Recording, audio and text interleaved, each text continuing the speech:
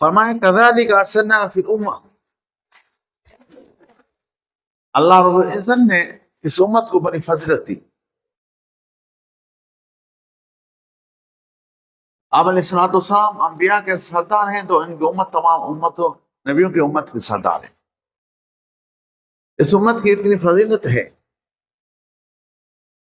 کہ جنت میں سب سے پہلے آپ علیہ السلام داخل ہوں گے، پھر حضرت ابو بکر صدیق رضی اللہ تعالیٰ عنہ، پھر عمر فاروق رضی اللہ تعالیٰ عنہ، پھر حضرت عثمان رضی اللہ تعالیٰ عنہ، اس کے بعد علی رضی اللہ تعالیٰ عنہ. اگر آپ کو بے دین کافر جہنمی بندہ دیکھنا ہو تو دیکھیں کہ اس کے دل میں صحابہ کی محبت ہے کہ نہیں، شیخین کے بارے میں کیا عقیدہ رکھتا ہے. حضرت ابو بکر عمر کو شیخین کہتے ہیں. اگر کوئی ان کا فضیلت کا قائل نہیں ہے تو اس کو گمراہ کہیں گے، لیکن کوئی ان کے مومن نہ سمجھے، خلیفہ اول خلیفہ ثانی نہ سمجھے، جو مسلمان نہ سمجھے تو وہ کافر ہے، دائرہ اسلام سے خارج، جیسے روافض کا عقیدہ ہے. برحال سب سے پہلے آپ علیہ السلام داخل ہوں گے، پھر حضرت ابو بکر، پھر عمر، پھر عثمان، پھر علی رضی اللہ تعالیٰ عنہ داخل ہوں گے. اس کے بعد باقی امت ترتیب کے ساتھ داخل ہوگی.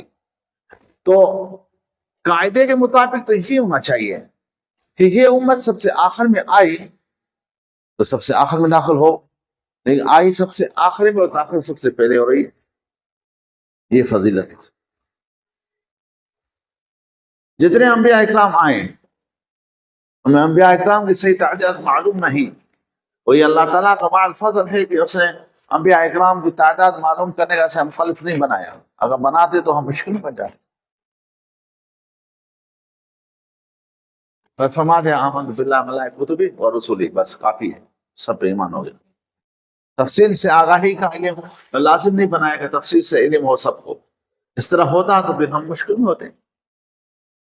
تو عیسیٰ علیہ السلام نے عرض کیا یا اللہ آپ نے مجھے نبی بنایا، رسول بنایا اور کتاب دی، فضیلت دی، میں اس امت کے فضائل کا فضیلت کا قائل ہوں، آپ مجھے اس امت میں اٹھائیں. تو اللہ تعالیٰ نے دعا قبول کر لی اور آخری آپ علیہ السلام نے فرمایا اللہ رب العزت نے قرآن شریف کے اندر بھی ہے کہ اللہ رب العزت نے عیسیٰ علیہ السلام کو جو ہے وہ زندہ اٹھا لیا آسمان پہ. وہ قیامت سے پہلے آئیں گے، 40 سال حکومت کریں گے اس امت میں، اور جہاں جہاں ان کی حکومت ہوگی وہاں اسلام کا کفر کا نام نشان تک نہیں ہوگا. اور یہاں آئیں گے تو امت محمدیہ کے قانون کے مطابق عمل کریں گے، قرآن شریف کے مطابق قانون، آپ علیہ السلام کے احکام کے مطابق زندگی گزاریں گے اور لوگوں کو حکم بھی کریں گے. رسول اللہ صلی اللہ علیہ وسلم کے جو 3 لائے ہوئے 3 پر عمل کریں گے. اور علیہ السلام نے فرمایا اتنا امن ہوگا، خوشحالی ہوگی کہ لوگ زکات لے کے پھر رہے ہوں گے، کوئی زکات لینے والا نہیں ہوگا. اتنا لوگ آسودہ ہو جائیں گے اور الفت محبت ہوگی، نفرت اور دشمنیاں ختم ہوگی.